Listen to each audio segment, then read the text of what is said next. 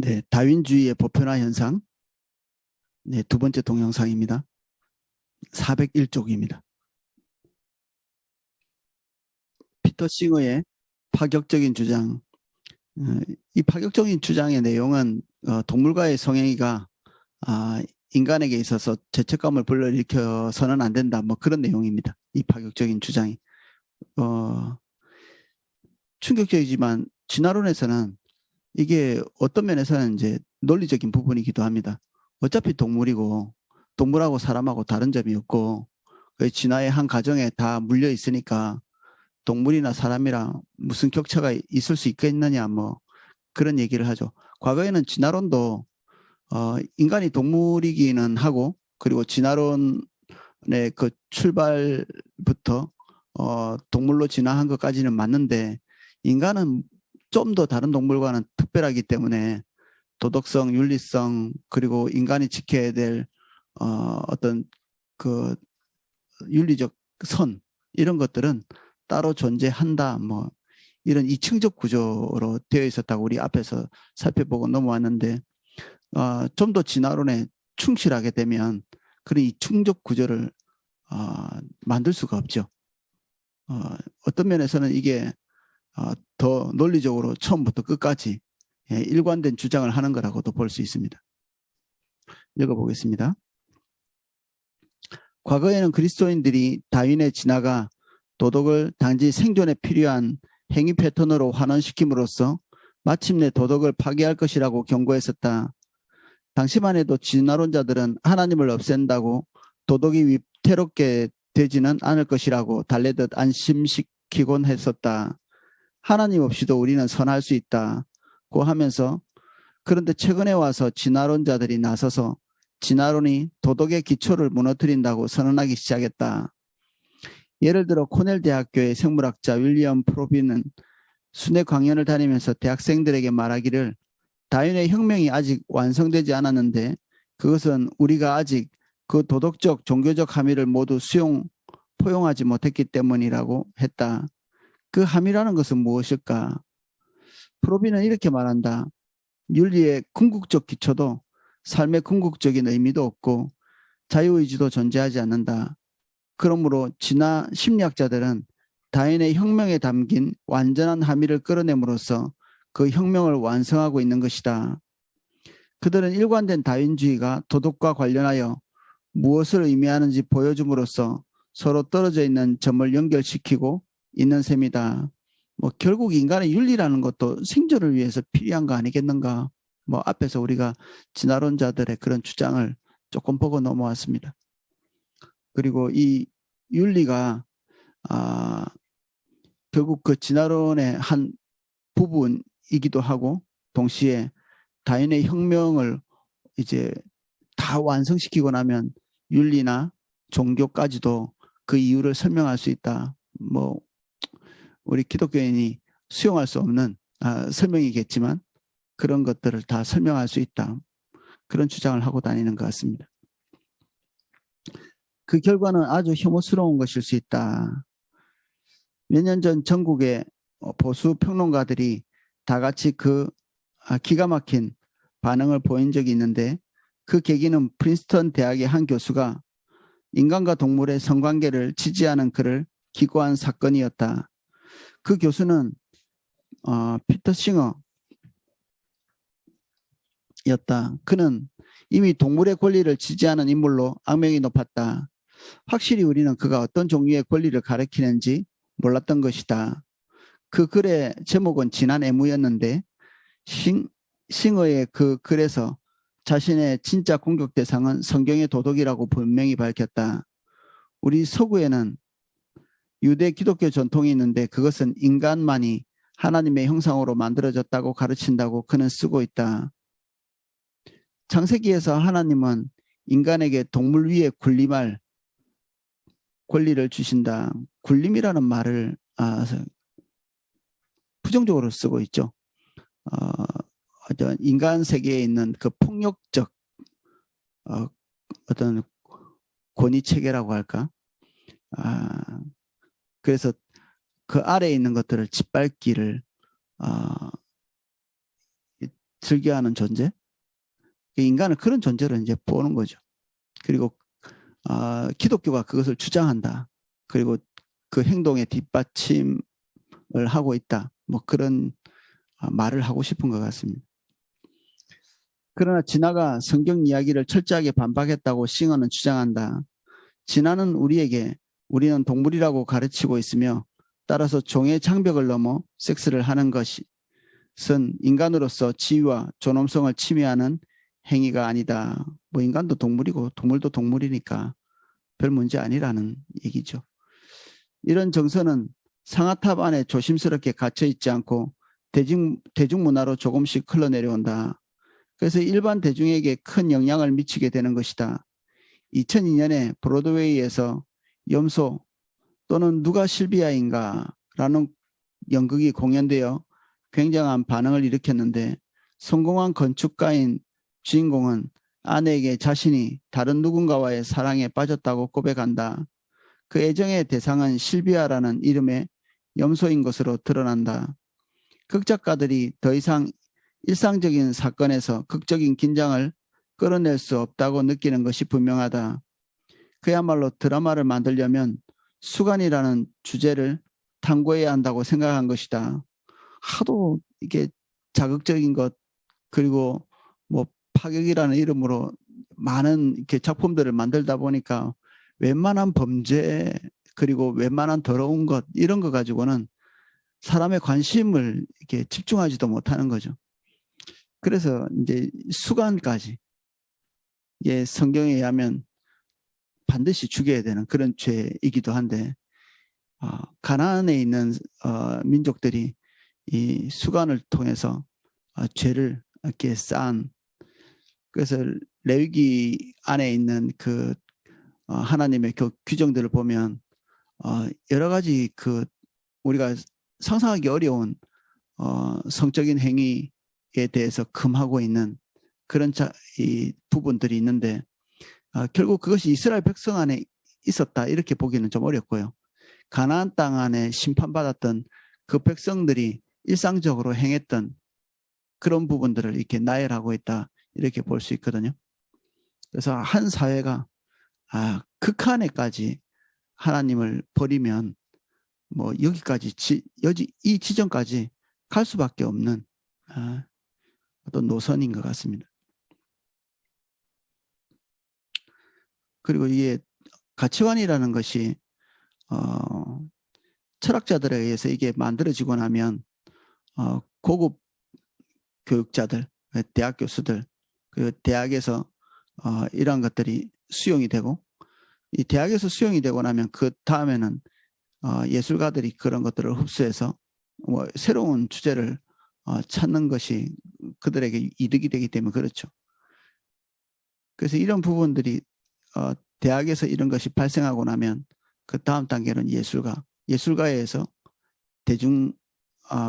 대중으로 이렇게 흡수가 되어지죠. 402쪽 제일 아랫줄입니다. 문화는 일종의 논리에 의해 움직인다. 문화는 결국 지배적인 세계관에 따른 논리적 결과를 표현하게끔 되어 있다. 만일 진화가 옳다면 정말 인간과 동물 간의 단절없는 연속성이 존재한다면 싱어가 종의 장벽을 넘는 섹스에 관해 말하는 것이 절대적으로 옳다.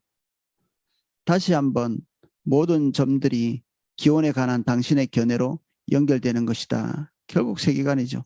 첫 출발을 어떻게 볼 것인가? 창조냐? 아니면 진화냐? 또 다른 예는 몇 년 전 빌보드 차트 상위 200곡 중 17위에 오른 블러드 하운드 갱이라는 그룹의 노래다. 그 노래는 다음과 같은 단속적인 후렴구를 계속해서 반복하고 있다. 얘야 너와 나는 단지 포유동물일 뿐이야. 그러니 디스커버리 채널의 개들처럼 우리도 하자.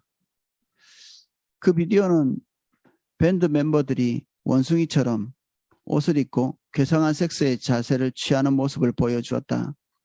1940년대로 돌아가면 헌신된 다윈주의자였던 알프레드 킨즈는 인간의 성적 규범의 유일한 근원은 다른 포유동물들이 하는 행위라고 말했다. 그 행위든 무슨 행위든 정상적인 포유동물의 그림 안에 들어맞는다면 무방하다는 것이다. 반세기 전에 킨즈가 학문적인 용어로 말한 것이 이제는 10대를 위한 노래에 나타나고 있는 셈이다. 그리고 10대에만 국한되는 것이 아니다. 한 친구가 내게 말하기를 어린 소년 2명이 공원에서 놀면서 큰 소리로 노래를 부르기에 가까이 가서 들어보니 바로 그 노래였다고 했다. 이야, 너와 나는 단지 포유동물일 뿐이야. 그 아이들은 8살밖에 안 되어 보였다고 한다. 뭐 동물일 뿐이기 때문에 무슨 행동이든지 동물이 하고 있는 행동은 다 가능하다. 뭐 그런 얘기를 가사에다가 쓴 것 같습니다. 다인화되는 문화. 404쪽. 다인화되는 문화.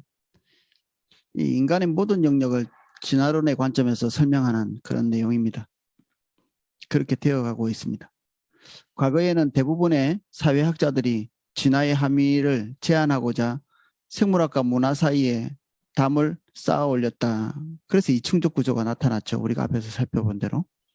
진화가 인간의 몸을 창조했으나 그 후 인간이 문화를 창조했고 문화는 생물학에서 독립된 것이라고 그들은 말했다. 이런 확신은 생물학적 결정론에 저항하는 주요 방파제 역할을 했다. 오늘날에는 진화 심리학이 뜨면서 그 벽이 무너지고 있다. 과학자들은 자신들이 더 이상 진화의 논리에 어떤 자의적 한계도 설정할 수 없음을 알고 있다. 일관성을 유지하자면 그 논리를 전반적인 영역, 종교, 도덕, 정치 모든 분야에 적용해야 한다. 관점의 변화를 보여주는 아주 흥미로운 사례로서 싱어가 사회생물학 진영에 가담하게 된 극적인 전환점을 생각해보자. 사회생물학 이론이 처음 등장했을 때만 해도 싱어는 격렬한 반대 입장에 서 있었다. 나중에 그가 설명한 것처럼 사회생물학이 분노를 불러일으킨 이유는 그것이 비열한 우익의 생물학적 결정론을 동반한 사회적 다윈주의의 부활로 간주되었기 때문이다. 오랜 세월에 걸쳐 사회적 다윈주의는 적자 생존의 개념을 통하여 무자비한 자기 이익의 추구를 부추겼다. 사회생활학은 단지 이기적 유전자로 대체한 것에 불과한 것처럼 보였다. 이 적자 생존이라면 지금 그 가진 자들, 그 사람들은 진화에 잘 적응한 사람들이라고 볼 수 있겠죠. 가난한 사람, 소외된 사람, 이런 사람들은 진화에 적절한 반응을 하지 못했기 때문에 뭐 어쩔 수 없는 것이 아니겠나. 이거를 우익적인 주장이라고 그렇게 이해한다면 이제 좌익이 말하고 있는 그들이 정치적 기반을 얻고 있는 것은 소외된 사람들, 그리고 여성들, 그리고 비주류의 사람들을 기반으로 해서 정치 어떤 지지를 얻고 있는데 그 좌익들의 그 기반을 이루는 사람들이 어떤 도태되는 것, 이것이 자연스러운 거라고 이렇게 결론 지을 수 있잖아요. 이 진화에 의하면. 그러니까 아마 그런 감정적인 문제로 발끈할 수도 있을 것 같습니다. 그런데 싱어는 다윈주의 좌파라는 최근의 책에서 놀랍게도 자신의 입장을 뒤집으면서 자유주의자와 좌파에게 사회생물학의 분파인 진화 심리학을 받아들이라고 촉구했다. 과거에는 이제 진화한 동물이지만 인간은 인간다워야 한다, 뭐 이런 얘기를 했다면 결국 인간도 동물 쪽이니 동물다운 행동을 하는 게 맞지 않겠나, 이런 것으로 이제 변화되는 것이 좌파 진화론이라고 볼 수 있겠죠. 그는 이렇게 주장했다. 좌파는 우리가 진화된 동물이라는 사실과 그 유산의 증거가 우리의 인체와 DNA뿐 아니라 우리의 행위에도 드러나고 있다는 사실을 직시해야 한다. 시어는 다윈의 진화에 함축된 의미를 제한하는 것이 불가능하다는 것을 인식한 것 같다. 정치나 도덕 혹은 당신의 최고 관심사가 무엇이든 그 둘레에 선을 그어놓고 이 영역은 진화의 영향에서 벗어난 구역이라고 말할 수는 없는 것이다. 이충족 구조를 계속 주장할 수 없다는 거죠. 일단 당신이 다윈주의의 전체를 수용하고 나면 일관성을 유지하라는 압력을 받게 되며 문화의 전 영역에 적용하지 않을 수 없게 된다. 오늘날 진화 심리학자들은 문화의 진화와 다윈의 문화의 다인화 현상 같은 그야말로 광범위한 책들을 내놓고 있는데 그 논점은 문화가 더 이상 생물학에서 분리될 수 없으며 문화 자체가 진화의 힘의 산물이라는 것이다.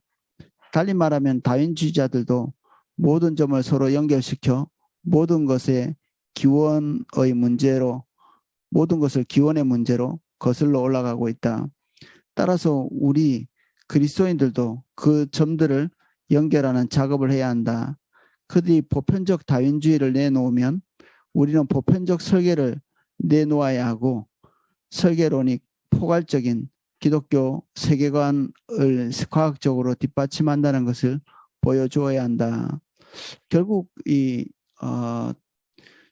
진화와 그리고 이 성경적 세계관의 싸움은 그 첫 출발을 어떻게 설명할 것인가 여기에서부터 출발하기 때문에 결국 이거는 세계관의 문제 그리고 기원의 문제까지 가게 된다. 그리고 우리가 그런 방식으로 대처해 나가야 된다. 그런 얘기입니다. 405쪽 자가당착의 논리. 우리가 살펴본 것처럼 진화 심리학이 종종 도덕적으로 얼토당토 않은 결론을 낳는데도 어떻게 해서 그처럼 빠른 속도로 수용되는 것일까? 그 이유는 진화 심리학이 종교의 신화가 아니라 과학의 탄탄한 기반에 바탕을 둔 도덕을 제공한다고 약속하기 때문이다. 약 20년 전 사회학자 하워드 케이는 나중에 사회생물학에 대한 고전적 비판서가 된 책을 썼는데 그는 사회생물학이 세속화된 자연신학과 다름없다고 했다.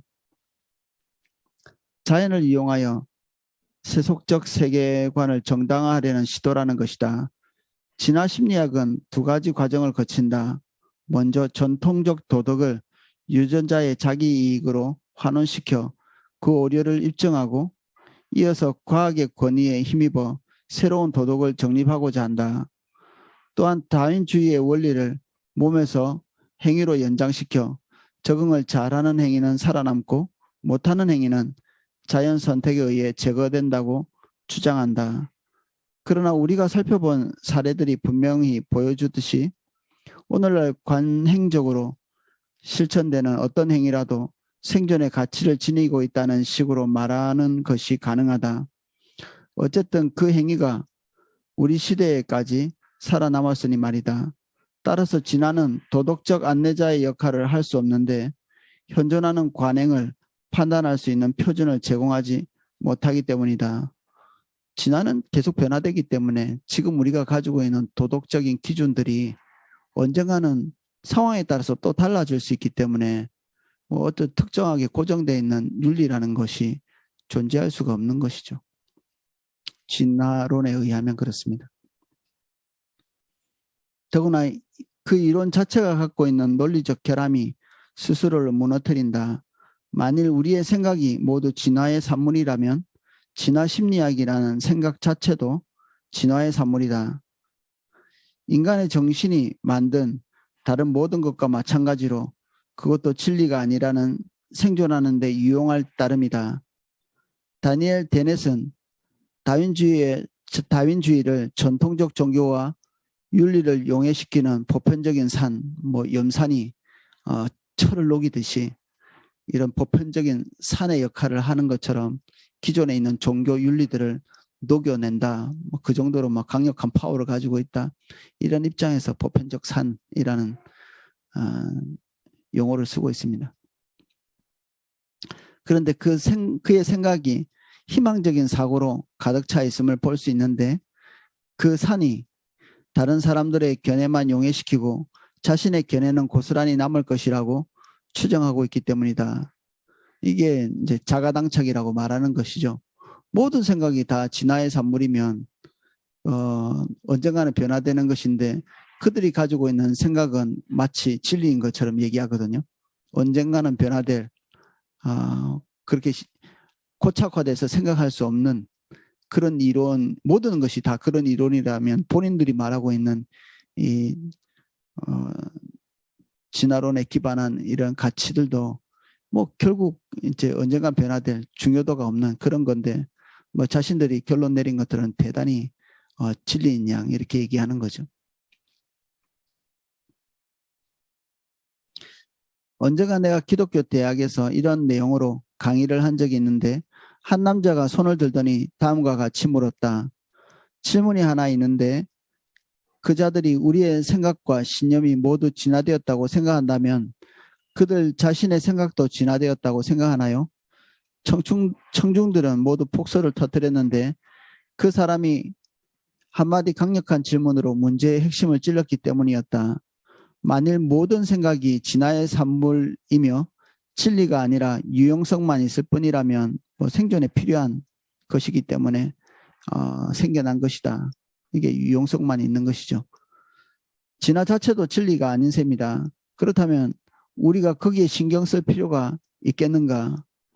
철학적 용어를 사용하자면 스스로 무너뜨리는 진술은 자기 파괴적이거나 자가당착의 어불성설이다. 다른 예를 들면 논리적인 논증을 사용하여 논리의 타당성을 반박하는 것이다. 나는 영어를 할 줄 모른다고 말하는 것, 도덕적 절대 명제가 없다고 주장하는 것, 내 동생이 우리 부모님의 유일한 자식이다라고 말하는 것 등이다. 다 말이 안 되는 거죠. 영어로서 영어를 못한다고 주장하는 것은 그 영어를 하고 있는 것인데 지금 도덕적 명제가 절대 없다는 것도 명제죠. 이제 그리고 내 동생이 우리 부모님의 유일한 자식이다. 그럼 자기는 뭐라는 얘기입니까? 동생이라는 말을 썼다는 것 자체가 뭐 형이나 누나가 있다는 얘기고 본인이 그렇다는 얘기인데 유일한 자식이라는 말은 이렇게 맞지도 않는 것이죠.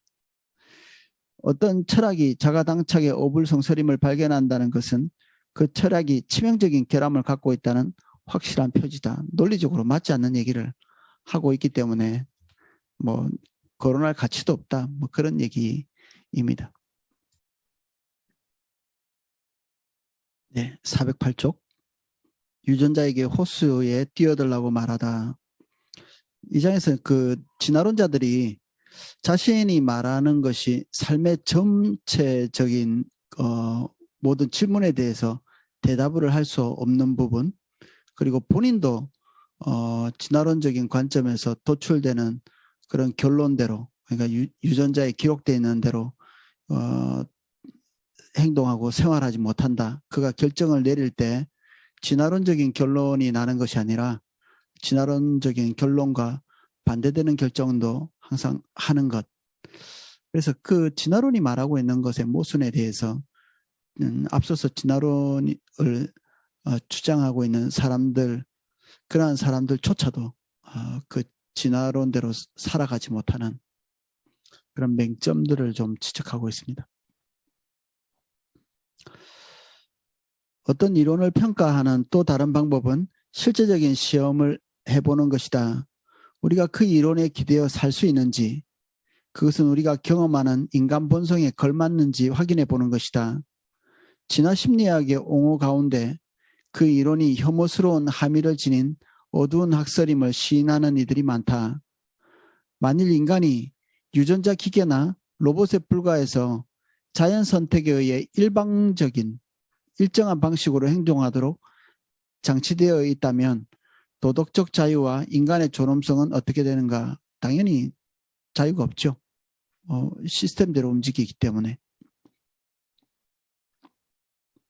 그리고 존엄성도 있을 수 없죠. 책임성이 없으니까 존엄성이 없는 것입니다.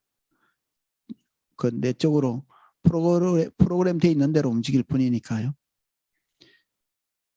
아이러니한 사실은 진화 심리학자들이 그 지점에 이르면 갑자기 방향을 바꾸어 자신이 방금 이야기한 내용을 반박한다는 점이다. 즉 사랑과 이타주의 같은 전통적인 도덕적 이상을 포용함으로써 우리의 유전적 프로그램을 거슬러 행동하도록 촉구한다. 기독교적 유실론에서는 이 사랑이나 그 하나님으로부터 온 성품에 기반한 윤리가 허용이 되는데 진화론에서는 사실 이런 부분들이 허용될 여지가 없죠.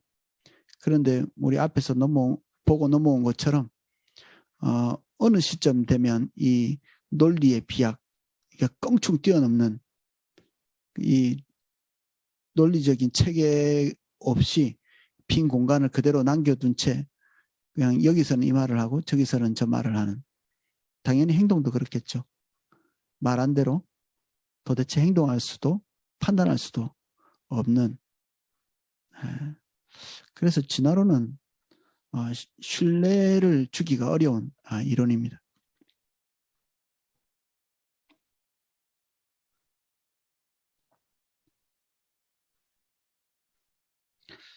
우리가 앞에서 논의한 진리에 대한 이층적 견해를 상기하면 여기서 일어나고 있는 현상을 이해하기란 어렵지 않다. 삶의 영역들이 점점 더 다원주의적 결정론이 속한 하층부에 흡수됨에 따라 도덕적 자유의 개념을 변화할 수 있는 유일한 길은 상층부로 도약하는 것뿐이다. 논리적으로 연계성이 없기 때문에 그렇습니다. 그 결과 아무리 자기 모순적이고 비합리적인 이론을 낳게 되더라도 말이다. 하나의 뚜렷한 예가 도덕적 동물인데 그 책에서 로버트 라이트가 출발하는 전제는 우리의 유전자가 우리를 좌우한다. 우리 모두는 힘에 의해 밀고 당겨지는 기계라는 것이다. 가장 고상한 우리의 신념마저도 자연 선택의 산물이라 한다. 우리는 도덕, 개인의 가치, 심지어 객관적 진리 같은 것을 믿는데 이 행위를 낳고 행위는 우리 유전자를 다음 세대로 이어준다. 여기에 함축된 의미는 분명하지만 또한 그만큼 문제의 소지도 안고 있다. 자유의지는 하나의 환상이요 유용한 허구이며 구시대의 세계관의 일부다. 다원주의는 진리라는 단어의 의미조차 의문시한다. 모든 진리 주장은 다윈주의의 빛에 비추어 보면 적나라한 권력투쟁이다. 라이트는 다윈주의가 철저한 냉소주의를 낳는다고 스스럼없이 결론짓는다. 그리고는 자신이 방금 말한 것을 모두 무시한 채 거대한 신앙의 도약을 감행한다. 우리에게 자연선택에 의해 우리에게 내장된 도덕적 편견을 바로잡고 이상적인 형제사랑을 실천하도록 촉구하는 것이다. 그런데 우리가 정말 자연선택에 의해 창조된 기계라면 어떻게 우리를 창조한 그 힘을 바로잡는 것이 가능할까? 그래서 자기들이 펼치고 있는 이론이 결국 도달할 수밖에 없는 그 누추한 결론, 그 누추한 결론을 또한 수용할 수는 없죠. 우리 앞에서 좀 충격적인 결론들을 좀 보고 넘어왔는데 그들도 마음의 양심이 있고 또 그렇게까지 부도덕하게 살고 싶지 않은데 그들의 이론이 첫 출발이 그 끝에 그 부도덕함으로 가도록 인도하는 거죠. 자연스럽게. 그래서 그의 양심이 처음부터 끝까지 작동하는 게 아니라 이 끝 지점에 가서 뭔가를 선택해야 될 때 그제서야 늦음하기 이게 발동이 되는 거죠. 그래서 일관성이 없게 되는 것입니다.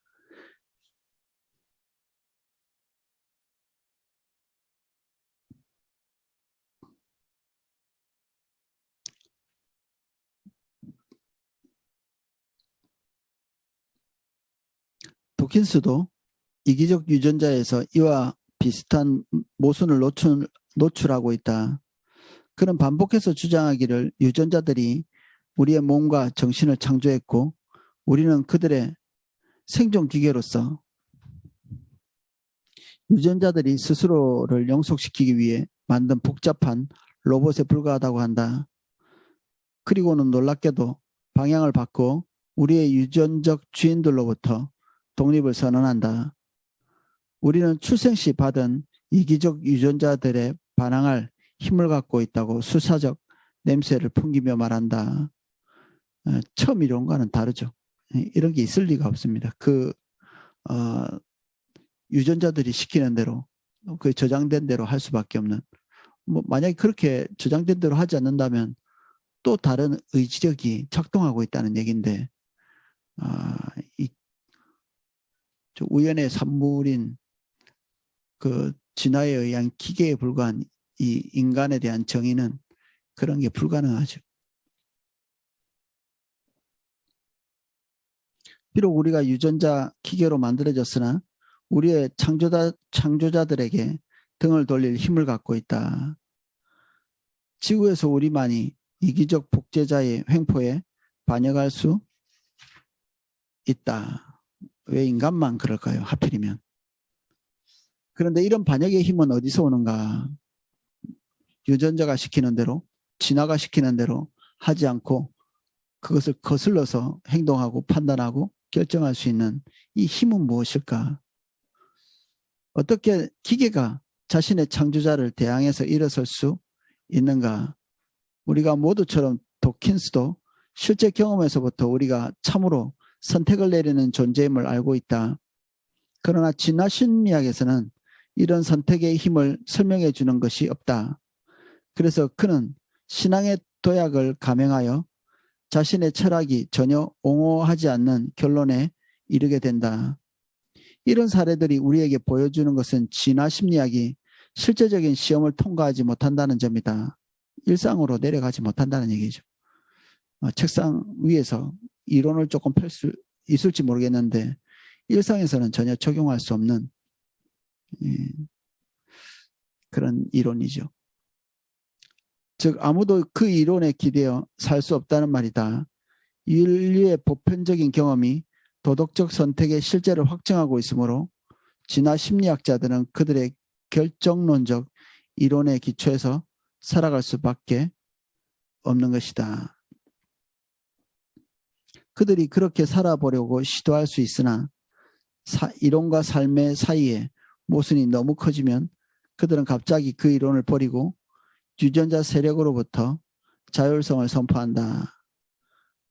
스티븐 핑거는 자신의 선택이 유전적 명령과 상충된다는 것을 알고 나서 이렇게 말했다. 만일 내 유전자가 내 선택을 마음에 들어하지 않는다면 내 유전자에게 호수에 뛰어들라고 말하겠다. 자기 자신의 유전자와 자기 자신하고 이 진화론적인 명령 체계를 따를 수밖에 없는 어떤 진화론적 운명이라고 할까요?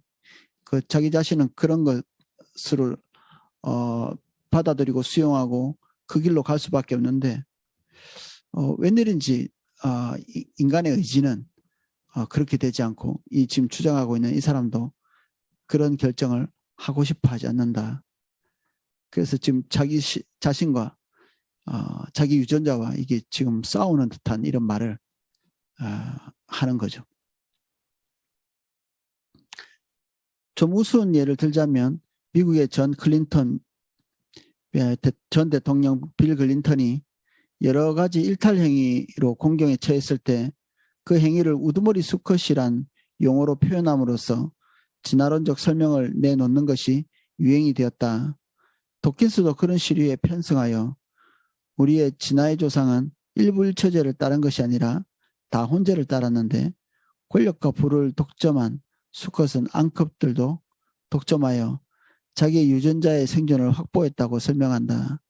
그러므로 클린턴의 행위는 우리의 유전적 과거에서 내려오는 화석화된 자취일 뿐이라는 것이다. 이 지점에서 도킨스는 부도덕에 대해 유전적 변명을 늘어놓는 것이 불편하게 느꼈던 모양이다.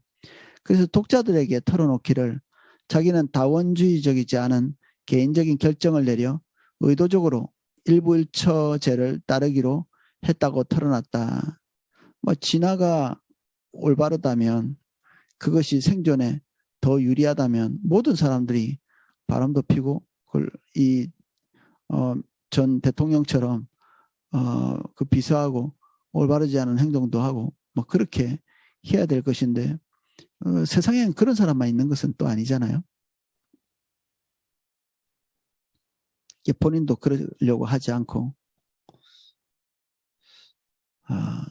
그런데 잠시 생각해 보라. 만일 우리가 정말 다윈주의적 선택으로 말미암아 우리의 유전자들로 프로그램되어 있다면 어느 누구든지 다원주의적이지 않은 결정을 내리는 것이 가능할까?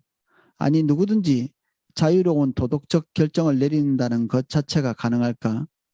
우리가 다윈주의적이지 않은 방식으로 자유로이 행동한다는 개념은 다원주의의 세계관에서는 완전히 비합리적인 것이다.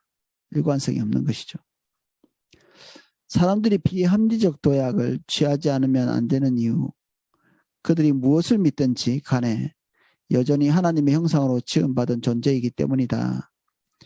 그들이 성경의 증언을 배척할 때조차 그들의 인간 본성에서 나오는 증거를 줄곧 직면하게 된다. 어느 지점에 이르면 가장 강경한 과학적 유물론자도 자신의 인간성이 다윈주의의 세계관의 결정론적 함의에 저항하는 것을 알게 된다. 인간의 본성은 기계론적 철학의 속박 아래 감금되는 것을 완강히 거부하기 때문이다. 그런 일이 벌어지면 그들은 이기적 유전자의 세력으로부터 독립을 선포하고 도덕적 자유와 책임이라는 전통적 개념으로 믿음의 도약을 하는데, 비록 그것이 그들의 세계관에서는 전혀 옹호될 수 없는 것임에도 그렇게 한다. 윤리나 도덕 같은 것이 진화론에서는 존재할 수 없는데, 결국 일상에서는 윤리나 도덕을 말하고 윤리나 도덕을 따라야 된다고 얘기하고 이타적인 삶을 살아야 된다고 얘기할 수밖에 없는 모순이죠. 아이러니하게도 비판가들은 종종 기독교를 비합리적이라고 배격하지만 기독교는 비합리적이고 자기 모순적인 신앙의 도약을 요구하지 않는다. 기독교는 첫 출발부터 끝까지 하나의 세계관으로 모든 것을 설명합니다. 완전한 논리성을 가지고 있죠. 기독교는 비합리적이고 자기 모순적인 신앙의 도약을 요구하지 않는다. 왜냐하면 기독교는 인격적 하나님에게서 시작하고 일관성 있는 통일된 세계관을 제공하며 이는 자연의 영역과 도덕적, 영적 영역 모두에 걸쳐 타당한 진리이기 때문이다. 하나님의 형상에 관한 성경적 교리는 인간의 존엄성과 도덕적 자유를 뒷받침하는 단단한 기반을 제공하며 그는 인간의 경험이 증언하는 바와 양립할 수 있는 것이다. 진화심리학자와는 달리 그리스도인은 기독교 세계관의 기초에 일관성 있게 살아갈 수 있는데 그 세계관이 현실 세계와 부합하기 때문이다. 기독교 세계관은 이론에 불과하고 책상머리에 앉아 있는 게 아니라 진리 대신 하나님의 말씀으로부터 도출해낸 일관성 있는 이론이죠. 그래서 그 이론에 이게 젖어서 모든 것을 다 판단하고 그리고 비판하고 그래도 빈틈이 나지 않는 그런 가치관이죠.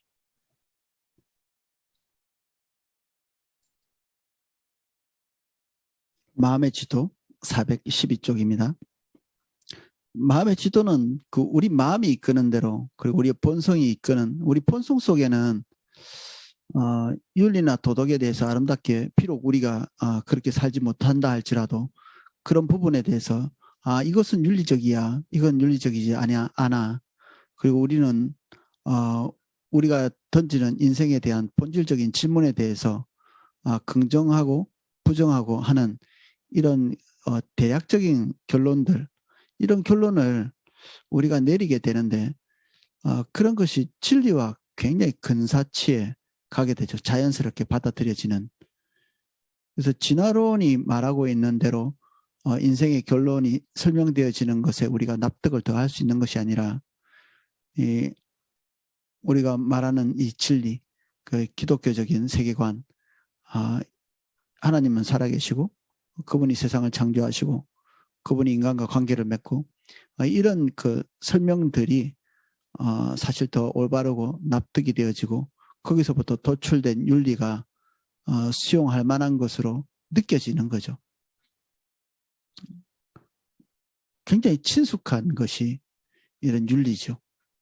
진화론에서 말하고 있는 차가운 이 이기심 그 위에 쌓아놓은 이론 이런 것들이 사람들이 받아들이고 이게 자연스럽다고 잘 느끼지 못하는 것입니다. 마음의 지도. 믿음의 도약이 현대인의 사고방식을 특징 짓고 있으므로 이제 마지막 한 가지 사례를 아주 자세히 분석해 보기로 하자. 싱어의 책 다원주의 좌파의 논제는 다양한 정치적 입장을 가진 이들이 모두 이제는 인간 본성에 대한 다윈주의적 설명을 수용해야 한다는 것이다. 하지만 이 책 끝부분에서 싱어는 자신이 방금 말한 모든 것을 부정하면서 도덕은 다윈주의의 세력을 초월하는 힘에 기초해야 한다고 선언한다. 우린 도덕이나 윤리들을 지킬 필요가 없어짐에도 불구하고 이 다윈주의에 의하면 그런데 우리는 윤리를 붙잡고 그리고 사람된 올바름 이런 것들을 붙잡고 가야 된다. 뭐 이런 갑자기 이게 뛰어버리는 이론적인 그 점프를 해버리는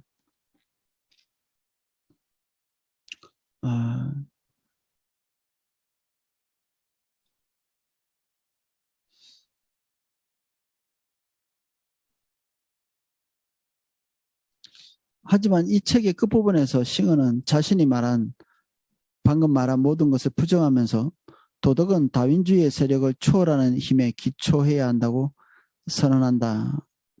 자, 첫 출발과 끝이 다르죠. 그것은 무슨 의미입니까? 인간의 이성이다. 설명하기는 어렵지만 자연 선택이 우리를 이성적으로 사유하는 존재로 만들었고 그것이 역설적으로 자연 선택으로 인한 충동을 초월하게 해준다. 이성을 통해 우리가 진화 심리학의 유사 이타주의가 아니라 참된 이타주의를 개발하는 것이라고 그는 약속한다. 그는 곰곰이 숙고하는 모습으로 이렇게 쓰고 있다. 사회가 촉진할 수 있는 이타주의에 있어 이성적 사유의 역량이 전통적인 다윈주의의 속박을 넘어 우리를 어느 정도까지 이르게 할 수 있을지 모르겠다. 싱어는 다윈주의의 속박에서 우리를 자유롭게 하는 이 고상한 역량에 대해서는 설명하지 않는다. 그저 마술을 부리듯 꺼내놓을 뿐이다. 그는 결국에는 이성이 진화된 우리의 본성 속에 있는 다른 요소들이 끌어당기는 힘까지 압도할 수 있다고 희망하면서 그 목표를 우리 동료 인간 모두에게 공평한 관심을 나누어주는 것으로 삼았다. 그때가 이르기까지 우리는 의도적으로 사심 없는 순수한 이타주의를 배양하고 양육하라는 재촉을 받고 있다. 그런 이기심은 자연 속에 있는 것도 아니고 세계 역사상 과거에 한 번도 존재한 적이 없는 것이다. 진화론에 의하면 이런 것은 없는 것이죠.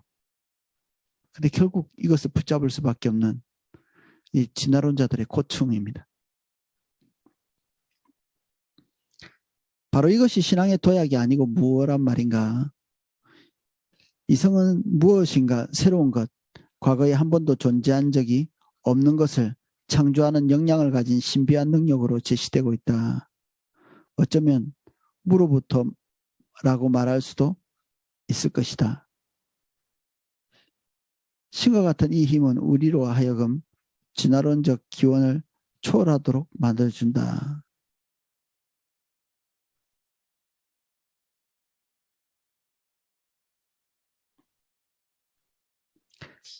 여기서 이성은 공리적인 도구를 훨씬 넘어서는 것으로 취급된다. 그것은 자유를 성취하는 도구의 다름 아니다. 우리가 아주 어렴풋이 내다볼 수 있는 보다 먼 장래에 과학적 지식이 새로운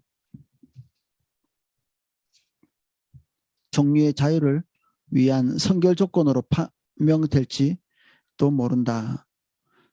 싱어는 쓰고 있다. 이를 해설하면 이렇다. 싱어는 하층부에 속한 다윈주의 세계관 안에서 도덕과 이타주의에 대한 기초를 발견하지 못한다. 그래서 진화된 우리의 본성의 속박을 훨씬 뛰어넘는 가설적인 상충부로 도약한다. 웬일인지 진화의 과정이 우리를 그 토킨스에서 해방시키는 하나의 힘을 생산해냈다. 싱어는 인간성을 생물학적 토대에서 완전히 잘라내어 자유로이 하늘 높이 솟아오르게 했다. 그러나 그의 철학은 모순을 가득 안은 채 절망적인 상태로 뒤에 남아있다. 신앙의 도약을 한다는 것은 그 사람의 철학이 스스로 실존적으로 경험하는 그대로의 인간 본성을 제대로 설명하지 못한다는 확실한 표시다. 올바른 가치관이라면 그 사람의 삼천반적인 것들을 설명해낼 수 있어야 되죠. 그러나 실제에서는 그것이 불가능하다는 것입니다. 자신의 세계관은 이쪽 방향을 가리키는데 실제적인 경험이 다른 방향을 가리킬 경우 자기가 공헌한 세계관의 기초에서 일관성 있게 살아가는 것은 불가능하다. 이것은 거꾸로 세계관 자체에 결함이 있음을 보여주는 믿을 만한 표시다. 세계관이란 세계에 대한 마음의 지도이므로 그것이 정확하다면 현실을 제대로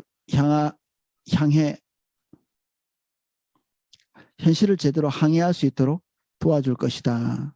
올바른 가치관이라면 일상에서도 모순이나 충돌은 발생하지 않겠죠. 예를 들어 우리에게 자기 집 방안에 대한 마음의 지도가 있어서 한밤중에 일어나 캄캄한 중에도 물건에 부딪히지 않고 걸어 다닐 수 있다. 그러나 낯선 곳에서 하룻밤을 잘 경우에는 기구가 정강이에 부딪히거나 문틀에 코가 납작해질 위험이 있다.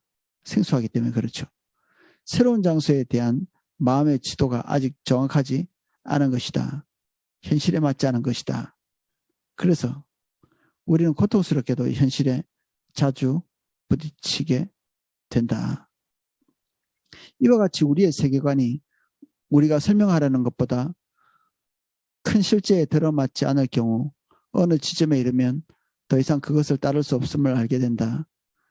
그런 세계관은 세계를 항해하는데 유용한 안내자가 아니기 때문이다. C.S. 루이스의 글을 인용해보자. 그리스도인과 유물론자는 각각 우주에 대한 다른 신념을 품고 있다. 둘 다 옳을 수는 없다. 잘못된 편이 실제 우주에 적합하지 않은 방식으로 행동할 것이다. 그렇게 되면 진화 심리학의 옹호론자들을 향해서 당신의 이론의 기초에서는 일관성 있게 살 수 없다고 지적하는 것은 그 이론에 대한 강력한 비판이 아닐 수 없다. 어느 지점에 이르면 그들은 실제 우주에 맞지 않는 방식으로 행동하기 때문에 현실에 부딪히게 된다. 아는 것 따로 행동하는 것 따로 될 수밖에 없다는 거죠. 그리고 그 결과가 너무나 고통스러우면 자기 유전자들에게 호수에 뛰어들라고 한다. 그리고는 주관적으로나마 인간의 가치관이 아직도 인정되는 상충부로 도약을 감행한다.